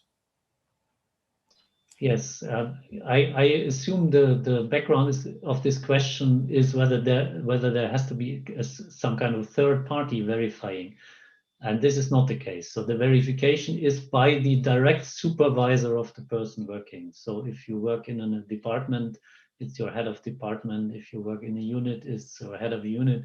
If you have a small team, it's the head of the team. So the people who actually responsible for the work done, not any third party. Okay, next one. When would there be an advantage need to declare personnel costs per month versus per year? I think that is a tricky one. David has already started to replying to it in his presentation. Maybe you can elaborate a bit more, David. Okay. Well, I would say that the only real obligation, let's start by the obligation. The obligation is to apply in one financial year only one of the two options for all your grants, EU grants. I mean, if you go in the monthly calculation for one grant in one financial year, if you have another grant in that financial year, you must keep on with the monthly calculation. If you want to switch to the annual calculation or vice versa, that's going to be in the next financial year. So this is the only in itself obligation. Now, advantages. It depends what you consider an advantage. If we speak about the advantages in the sense of simplicity, less administrative burden, and more security, well, I might say that is perhaps my personal view as an accountant, but certainly the annual hourly rates fulfill these three conditions. They are simpler, they require less administrative work, and they are more secure, less prone to errors. If we speak about advantages financially, well, if every year the person gets a salary increase, you will always have a delay between the moment that the salary increase happens and the moment in which you can reflect that salary increase in the hourly rates for our projects if you use the annual. Then financially speaking, economically speaking, monetarily speaking, you might get a bit more of your funding if you go to the monthly. So that's what I say. It depends on what you see an advantage. I can't make the choice for you. What I can tell you is that unless there is a very big jump in the salaries, the financial advantage of how much can you get in addition for using the monthly hourly rates, compared with all the downsides of using the monthly hourly rates versus the annual, I don't think it pays off, but that's obviously your own assessment. Okay, thank you. So the next question, oh no, it has now changed a bit. There is a higher rating on another one. How detailed do subcontractors need to document their work, and how do beneficiaries need to control the documentation for future audits? So this is a question to the auditor, I think. Dinos, can you enlighten us? Indeed, yes. Although today we are discussing personnel cost, here I see a question on subcontracting, but I think we can reply it. Well, first of all, before you enter into the subcontracting, you need to know that the actions are granted by the fundamental assumption that you possess the knowledge, the skills, and the capacity to perform the work. And that's why we ask you to set up consortia, because inevitably you should not have the totality of the competencies in one single beneficiary. That's why you set up a consortium, so that you share the knowledge. In the unlikely event that you don't have and you don't possess this knowledge, you need to inform the granting authority beforehand. So by the moment that you sign the grant agreement, you need to inform whether you foresee that you lack capacity, skills, and competencies, and that you enter into a subcontracting process. Why? Because the subcontracting is an arm's length transaction with a third party, somebody who doesn't participate in the action. Whereas you participate in the action for the sake of research, and you participate into the European project by providing research output, the third party, who is a subcontractor, participates indirectly with a profit element. And that's why we are peculiarly and intensively reviewing the subcontracting transactions before they take place, when they take place, and after they take place. Now, if you have done all this correctly, that means that you have informed the granting authority that there is a need for subcontracting, and this is introduced in the grant agreement, then you need to go ahead with the subcontracting. And before you do that, you need to assess which kind of amounts are employed. If you are public organizations and you are entering into amounts above the local rules of the country, you need to set up a public procurement process, a public tender, which is not the case for you, because SMEs don't enter mostly into these kind of transactions. All the other cases of subcontracting, they need to be substantiated by proper documentation, and they need to ensure the principle of best value for money. And the principle of best value for money is ensured by you and not by the European Commission services. So you need to show to the auditors that you have done some sort of reviews, some sort of analysis, some sort of cost-benefit analysis, and you have extracted the subcontractor which serves the principle of best value for money, therefore the one that has been analyzed before. There are many means to do that, either through tenders, either through reviewing offers, either through comparing and contrasting offers from other partners that you have or from your previous suppliers. But in all means, you need to prove two things. First, that you have done a best value for money analysis, and secondly, that there is supporting documentation, which is an invoice, And if this invoice has additional documents like a delivery order or a purchase order, it's good to submit them as well so that we can see that there is a track behind the expenditure. There's a real expenditure for the purposes of the action and for the specific need. Okay, thank you. The next question was partially replied, but we can maybe go a bit more into detail. If you have staff that starts halfway through the year, can you still use the annual approach based on the contract terms? David, do you want to elaborate a bit more? Yeah, because I anticipated a bit this in a previous question. Yes, indeed, it has no impact on the possibility to use the annual. Let's put an example. Let's imagine that the person starts working in the company on the 1st October, let's say 2020, last year. So the person worked 3 months, October, November, December. So to calculate the annual hourly rate, you will put the salary of these 3 months in our formula for the hourly rate, and you will divide by the corresponding pro rata of 1720, which is 430 hours. So I divided 1720 by 12 and I multiplied it by 3, by 12 months, and multiplied by the 3 months that the person worked in the company. And I get an annual hourly rate. It's just that the person just worked for 3 months, but the hourly rate represents the cost per hour of this person for all the time that the person worked in the company. So I just simply adapt the number of annual productive hours to the time that the person has been employed with me in the company. For the rest, the formula remains exactly the same. My annual hourly rate is there. And let's imagine, string case, let's imagine that in my example, the reporting period ends in March 2021. I still will use this hourly rate 2020 that I have calculated with 3 months for January, February, and March 2021. Nothing changed. I just need to adapt the pro rata of the annual productive hours to calculate the right hourly rate. Okay, and the next one is in a similar sense. Is vacation time included in the productive hours, David? Yeah, look, it depends what are you looking for with this question. When I say 1720, 1720, remember, so we don't really care what happened. I mean, if the person working more or working less, you do the calculation with 1720. If incidentally you want to get a proficiency degree in personal cost calculation horizon 2020, and you put your head into the other 2 options, individual annual productive hours or the standard ones, where we have a reference to the annual workable hours, then in the annual workable hours, we already exclude the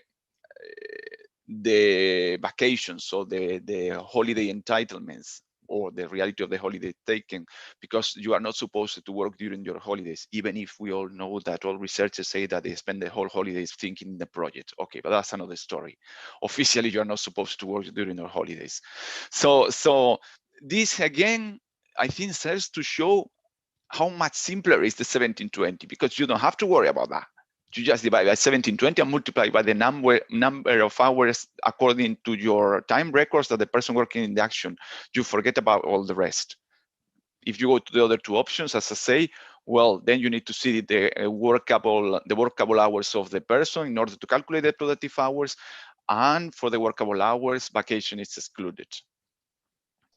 I don't know if it completely replies the question, because I'm not sure what was the perspective of it, but at least the legal basis in accordance with the provisions of the grant agreement are like that. Yes, I think the main message indeed here is, David, if you use the 1720 option, you don't even have to bother about all this. If you want to use one of the other options, rather start reading in detail the provisions in the annotated grant agreement. We cannot spare you this if you want to go into the more difficult options.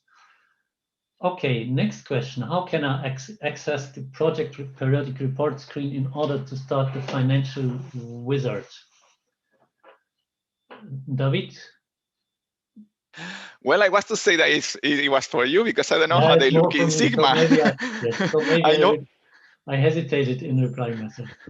So indeed, this financial wizard is integrated into the IT tool for the periodic reporting.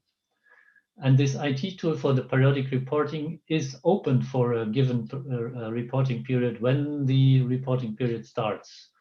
And then all beneficiaries go into this, what we call internally Sigma. And there are the screens for preparing your financial statement. And there was one screen in David's presentation showing one slide showing actually that screen. And the use of this wizard is not obligatory, so it will not hit your face immediately when you go into it. But there is this little, as David called, magic wand. And if you are in the cost statement screen, you click on that magic wand, and then it will guide you into this wizard. And the wizard will then, of course, also guide you through all the detailed questions. If you have never before filled in a cost statement for Horizon 2020, then I would ask you to just wait for the start of the first reporting period that this tool is opened. You will get a notification, and then you will see how it works. Okay, next question. Could I transfer costs from travel to personnel costs? Due to COVID, we do online meetings at the moment. Pertinent question. I think we have already also published FAQs related to this question, but maybe, David, you can say a few words on it. Yes, because in fact, the answer to the question is easy, but it can have a tricky background. Mm-hmm. So can I transfer costs? Yes. Our grants, even without COVID, are extremely flexible on transferring from one budget category to another. So that I expected to have 20,000 euros in travels, and eventually I don't have that many travels, and I need a bit more, remember with the reality of the hourly rates, and eventually realize that the hourly rates are higher. So I am declaring more in personal costs because the hourly rates were higher. You have a lot of flexibility for budget transfer with a few limitations concerning subcontracting, and the key one concerning that you cannot move budget without an amendment if it implies that you are moving activities from one entity to another. So in itself, there's no problem to say that, well, I estimated so much in travels, eventually I spend less, but I spend more in personnel. Now, the tricky background. The condition, one of the basic cost eligibility conditions is that the cost must be necessary for the action. So what it cannot be is that, I realize that I will not spend all the travel money that I had in the budget, so let's put a few more hours in personal costs. If you see what I mean, if you have had to work more for whatever reason, and frankly, I would be tempted to say that if the person does not travel, it needs less hours to attend the meeting. So I don't think that there is a direct relation between, because I cannot travel to COVID, I will need to work more hours. I will most probably see the relation inversely, that I need to work less hours because I will not have to travel and spend my working time in the flight.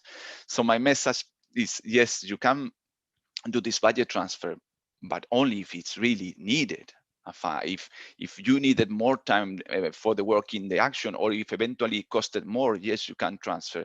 But what you cannot do, and this goes into my first message of the lottery, if in the budget you have 500,000, it doesn't mean that you necessarily will get 500,000. You will get up to 500,000, depending on how much the costs were incurred, how much costs you incurred, and for as far as they were necessary for the action. I hope I have expressed my concerns also in a polite manner. Okay, thank you very much. Next question, where do I find the pro rata for SME owners? I cannot find the country-specific correction coefficients. The very simple reply is you don't have to care for this, because if you are in that situation, so you are the SME owner, you don't have a salary, you have to use the unit cost that is defined by the Commission. Then you simply go into the cost statement reporting tool and put in your hours, and the system will calculate for you the amount.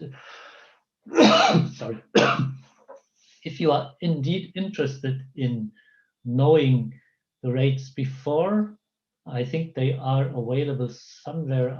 Don't have this now immediately in my head. Is there anybody else in the panel who could reply this directly, where to find this? I think it's in the work program for the Marie Skłodowska-Curie, if I remember well. Correct, in the work program for the Marie Skłodowska-Curie, as far as I know. So they are accessible in the documents section of the participant portal. So we might, if the colleagues Olivier and Emmanuel can find this quickly, we will still put it in as a link into the chat box. But otherwise, we will put it later on the event webpage. Okay, next question. I think again related to the COVID crisis. We were affected by a temporary layoff for 2 months that consisted of a 50% reduction in our normal working schedule. Could we adjust to 17-20 hours? Tricky question. I think, David, you will have to reply again. See, but I'm afraid that we cannot reply, and I'll tell you why. It's because we will need much more details on what the situation is. I would suggest to Benjamin to send the question to the Research Inquiry Service, but we need to know, for instance, more details as, for instance, was also your salary reduced? Was the contract, were the contract modified during that period? And what you exactly mean with 50% reduction is, was teleworking or it was completely stopped? Did the Social Security, I guess the Spanish one, intervene on the salaries? So I'm afraid we just, here is a very specific case on which we cannot reply like that with that information, but I would suggest to this person to send me the question if he wants to the Research Inquiry Service, but adding those details. Otherwise, we will be completely unable to reply. Okay, good. And I think that applies to any other particular questions on particular problems in specific projects. If you want to ask them, please don't hesitate to send them to the Research Inquiry Service. Next question. What are the formal rules for timesheets? We started trying to explain a bit. I can maybe add that there is actually a template for a timesheet in Horizon 2020 that you may use if you don't have your own time recording system. It's not an obligatory template. It is just if you don't know at all what you have to do in terms of these timesheets, you can use this template, which provides, in a certain sense, the minimum requirements for time recording. But I then hand over to David for explaining. Yep. Do you think that I can share my screen for a moment? I think so. I hope so. Okay, I'm gonna try. Mm-hmm. Because I presume that we will have a question more in detail. If you are looking now at my screen, I think it's the case. What you're looking at is page 179 of the annotated grant agreement Horizon 2020 that I so enthusiastically try to promote, where I say all the explanations and everything you wanted to know and that I wanted to know about Horizon 2020 is there explained. So in this page, you see the conditions for the time records for persons who do not work exclusively in the action. Then the AGA says that you need the time records, and you can see there, I hope, the minimum conditions that the time records should include. Okay, so there you have, okay, the title, number of the action, the name of the beneficiary, the name of the person who worked, of the worker, and the signature. You see there are not that many. It's a 1, 2, 3, 4, 5, 6. Some recommendations, and also the link to the template. For those of you who do not have normally timesheets, it's perfectly reasonable that, particularly in SMEs, in many cases, you don't require your workers to fill in timesheets. So we have created a very simple template that you can use. It's not obligatory, and even you can not have this one and prepare other one. Just remember that you need to comply with these conditions. But if you want, you can use this template, which is a once per month time sheet. Voila, I stop sharing.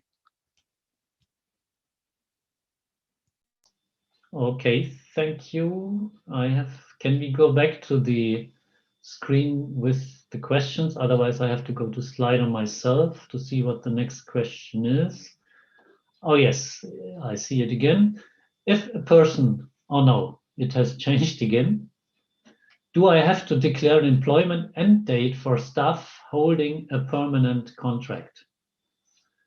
I think that's for the wizard. Yes. Yes, for the calculations, you put a date after preferably after the end of the project.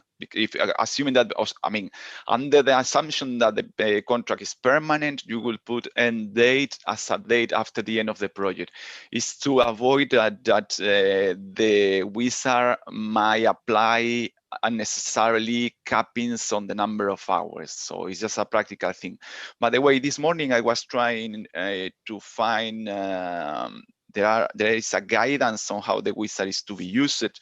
And for those of you who want to check it, I'm sure that it's in the participant portal, but I went into Google, I typed Horizon 2020 Personal Cost Wizard Guide, and I got it directly, first line in the replies.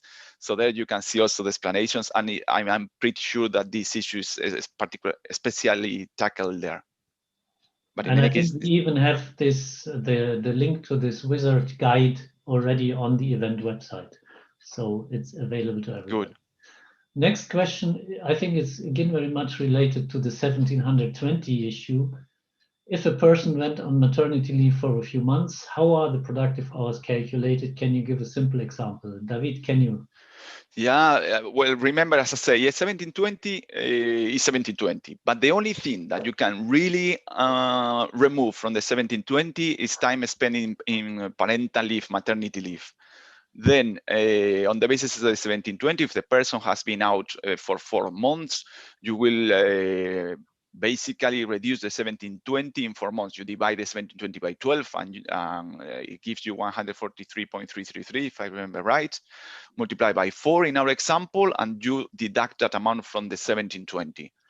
On the side of the personal cost, remember that if the Social Security, for instance, pays part of the salary or reimburses part of the salary, you can only take into account the net salary, so the real cost, the actual cost for the company. And then you get the hourly rate as in the standard calculation. So you just adjust the personal cost by removing whatever is paid by an insurance system or the national security, and you adjust the 1720 by removing the time that the person spent in maternity leave, the time corresponding to working time. So as a pro rata of the 1720. Okay, I think that was sufficiently clear. Next question, can una tantum bonuses to salary be considered as eligible costs? In other words, do bonuses contribute to the calculation of hourly rate of personnel? I assume we now go into the more tricky questions. So David, please.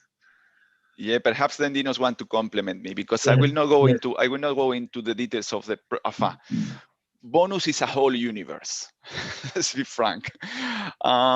First thing, the most important rule that I can tell you, and that this is the really one that you must pay attention to, the first and foremost. If you want that a bonus is taken into account for EU contribution in one of our grants, the bonus must be based on objective conditions. It cannot be arbitrary. It must come from something that says in the contract of the person, in the collective labor agreement, in national law. It must be framed in the internal rules, if possible. It must be known. It must be, it cannot be that I wake up one morning and I decide I will pay you 1,000 euros more than this month, or in my example before, we have enough money, and this is also a real life example. We have enough money in the budget. Let's pay everybody 2,000 euros more this month. The amount was not that, but the situation was real. That's not possible. That's not possible. Now, imagine on the other side that you have a legal bonus for working in shifts. Okay, that's in your collective agreement, and the person who gets it will be entitled to consider that bonus into the calculation of the hourly rates. It's mandatory somehow. You must pay it. More tricky, but also possible. You have an evaluation system at the end of the year where to the 3 best performers of the company, based on a table of characteristics or points, those will get an extra remuneration of 2,000 euros. Fine, you have an objective condition to who will get that money. You know how much money is it. It's fixed in your internal rules. You can also take it into account. The more tricky situation is, as I say, if this is not legally framed, if it's not known, if it is not based on objective conditions, we cannot take it on board. So we will not accept it. If it is only paid for EU grants, we cannot accept it. And if the bonus depends on the participation on a specific project, so if I get more money when I'm working in our project, for instance, but not in my other activities, then you are under the conditions of, under the case of project-based remuneration, and then you really need to check in detail in the annotated grant agreement and most likely contact us back for questions. But I would like to see if Dinos would like to add something on this issue of bonus, because the auditors have much more direct contact with them. Yes, please, Dinos. Yeah, thanks for passing the floor. Well, indeed, the theory behind the bonuses is humongous. So you can have any kind of different set of bonuses into your general ledger and your practices.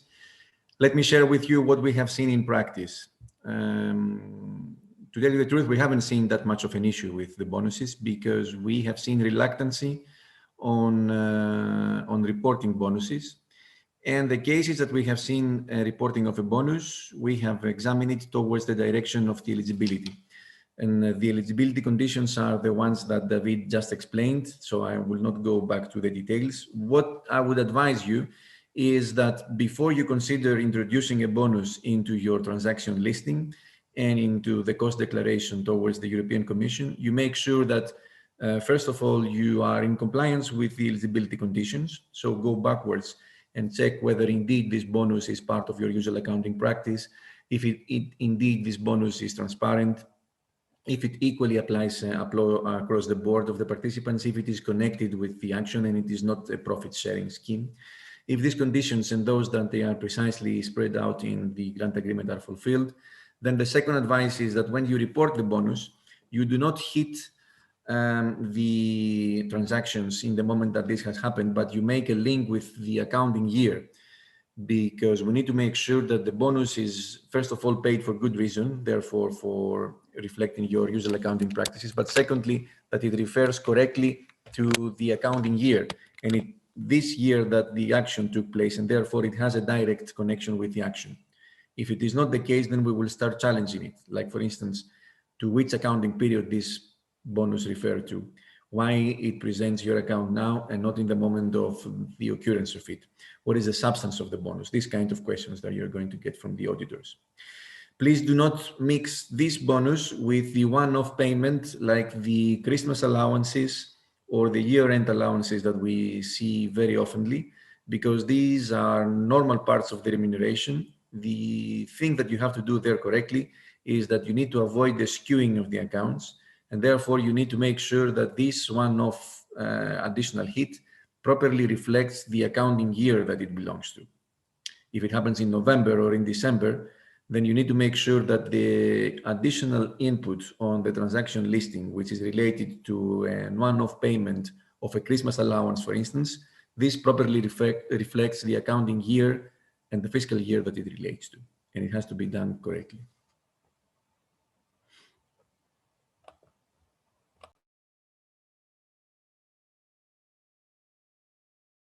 Okay, next question, I think also related to the COVID crisis. Are overhead indirect cost calculations affected by teleworking solutions? I interpret the question in that sense that many of us are now not working on our employer's premises, and therefore the real indirect costs might be lower because the buildings don't have to be heated and so on and so forth. I think we have a clear reply to this. David, do you want to? Yes. In the general term, it's very clear, particularly if we refer to COVID. The telework, we are teleworking, and if somebody is worried about the 25% flat rate, it continues to apply. There is no change because of teleworking, and even less in the COVID situation. So there is no worry there. If incidentally the question has not to do with COVID, but with how can I say, the structural teleworking. The flat rate continues to apply also for people who is teleworking. Now, be aware that for us to accept people in teleworking, you must have defined rules about who can make teleworking, how many days can be. I insist, I'm speaking also the COVID situation. With the COVID situation, we are forced all to telework. It is like that, and the flat rate applies, and the costs are eligible. That's not a problem. But as I say, for the structural teleworking outside the COVID situation, for accepting the teleworking, we want that the company has internal rules defining. We need to have internal rules defining who and what are the conditions and what applies for teleworking, and to ensure that in any case the person can keep reliable time records. I mean, it's not the same, it's not the first case in which we go to a company and we see that nobody's there, and where they are teleworking from the Cayman Islands, and they never put a feet in the premises of the company, and you may imagine that this, and where is it written that they can telework, but nowhere, it's just an agreement like that, that's problematic. So it's not about the indirect costs. Persons in teleworking are also entitled to the indirect costs. The flat rate applies, but be careful outside COVID situation that for we accepting the personal cost of the teleworking people, you need to have also reliable time records for them, and internal rules defining who, when, how can take teleworking. Okay, thank you. Next question is, I think, for the auditors. Sorry, Peter. Sorry to interrupt you, Peter. The next question, I don't know who made it at the very beginning, but we have received this question via the help desk, and it's precisely precisely in these two software. So we are working on it, and we cannot reply right now on this question because we are internally discussing. Now, just one remark that I want to do completely outside of our eventual reply through the help desk and potentially in other means is that there are a lot of different applications which allow for a lot of different reliable or unreliable or partially reliable signatures. It's extremely tricky, or it's going to be extremely tricky without prejudging our final responses. It's extremely tricky to say which one is going to be acceptable because there might be hundreds after asking for the same question. So you need, as a first rule of thumb, and pending other potential complementary information that we may disclose after the research inquiry service answer, you need to check that whatever you consider to be a signature electronic fulfills the conditions that we show in the annotated grant agreement, and that indeed there is a security regarding usernames and passwords that can certify that the person who signed electronically this timesheet is indeed the person who claims to be, if I can say. So far we cannot reply because we are really working on this question that we received through the help desk, and it's exactly for these two software items.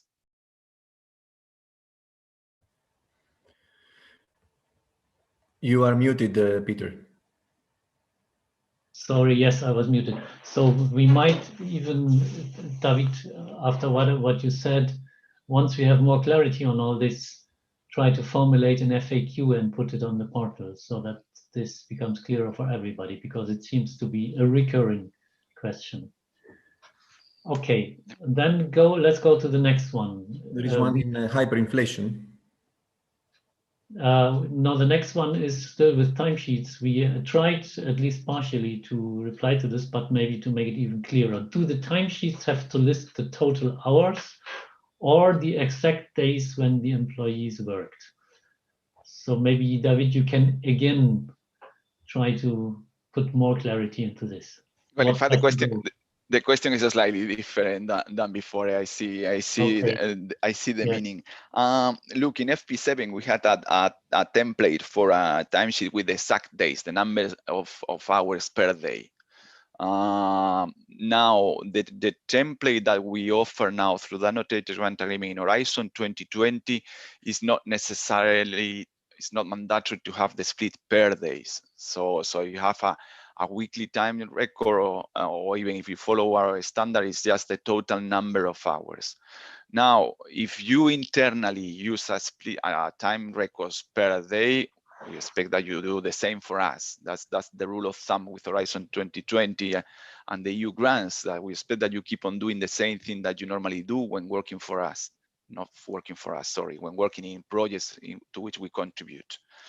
So no, it's not mandatory to have the split of the number of hours per day. Yeah. Okay, next, am I still muted? No, I'm not. Next question on the language regime. Any special restrictions on language used in timesheets? Can local language be used?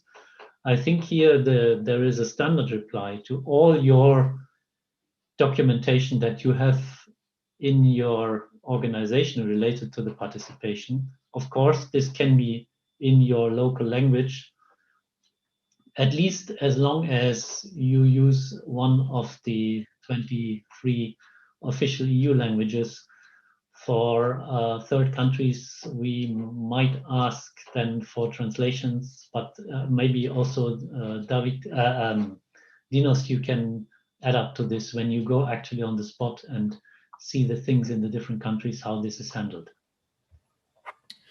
Indeed, when we perform visits on the spot, we ensure that there is linguistic coverage. So when we do an audit in one country, one of the auditors should definitely speak the language and should possess the knowledge of the local market. That covers the totality of the member states. If we do audits by ourselves, by the auditors of the European Commission, which are civil servants of the European Commission, we ensure that internally we possess the linguistic knowledge and the peculiarities of the market. Therefore, we send somebody who is experienced from the member state. And if the audit happens to be an outsourced one, which means that an external audit firm has performed the audit, then in the contractual relationships that we have with them, we ask them in our framework contract to ensure that at least one person speaks the local language and is familiar with the generally accepted accounting practices. That should therefore mitigate the risk of not being able to read any kind of internal documentation, not only the timesheets, but also the contracts, the payslips, and the extracts of the general ledger. Now, the same applies into the associated countries. So if we have participants from Norway, Israel, and the rest of the Switzerland and the rest of the associated countries, again, we possess knowledge of the local accounting practices and the local language. And therefore you should be covered on this. Okay. I have to watch the time now, and we reached the end of our session. Maybe we reply the one last question here, which is also related to the annual productive hours. For SMEs in Norway, we have normal working hours, 7.5 hours per day. And so it disappeared from my screen. I have to go to the Slido again. It is first on the Slido now with yes, yellow. And use 250 days as a basis for the total yearly hours of 1,612.5. How does this fit with the H2020 rules? I think that's an important and interesting question, which we will reply as the last one for today. It fits very well with the rules, and here you have two options.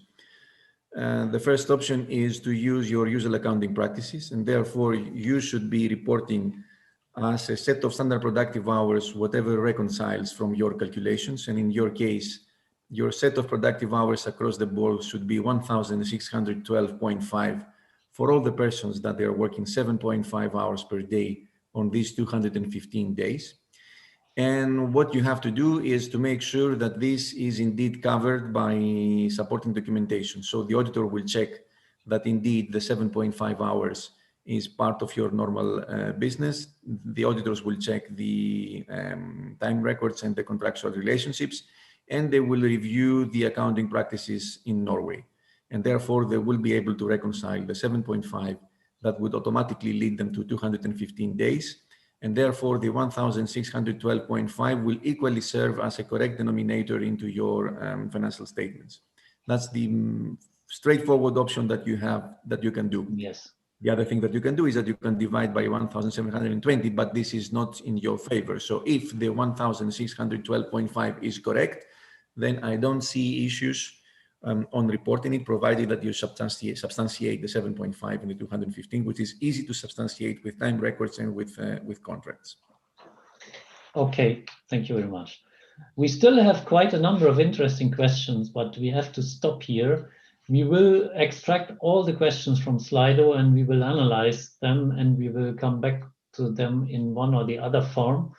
But I would also recommend you again, if you have questions and you are not certain, please go into the annotated grant agreement and look for the respective articles and annotations. And if you still are not certain, send us questions via the Research Inquiry Service and we will reply to them. Thank you very much to my colleagues panelists for the interesting discussion, but even more so to all the participants for the very interesting questions and for the active participation. So as I said, the record of the whole session will be available. All the slides will be available on the event website. And again, please spread this information to anybody of your colleagues in your consortia or even beyond your consortia who might have an interest. We all have a common interest in avoiding such errors as we specified already at the very beginning. So thank you very much to everybody and enjoy your lunch break now. Peter, if I may add something, on the event page itself, I have added the link to the specific FAQs about the COVID-19, which were discussed during the meeting. And if I'm not mistaken, it was also the list of the country correction coefficients for the Marie Curie grants. So everything is on the event page. You can see in the list of links, they are up there. Thank you very much. Okay. Do we go for the last poll? Let's go for the last poll, and this is just an invitation to you to tell us whether you have suggestions for improving the running of this kind of webinars, because we will have a whole series of such webinars. So we will repeat this webinar, but we will also have webinars on other subjects and targeted also to other categories of beneficiaries. So if you still have a bit of patience and imagination, please send us your suggestions for further improvements. And thank you very much again. Bye-bye.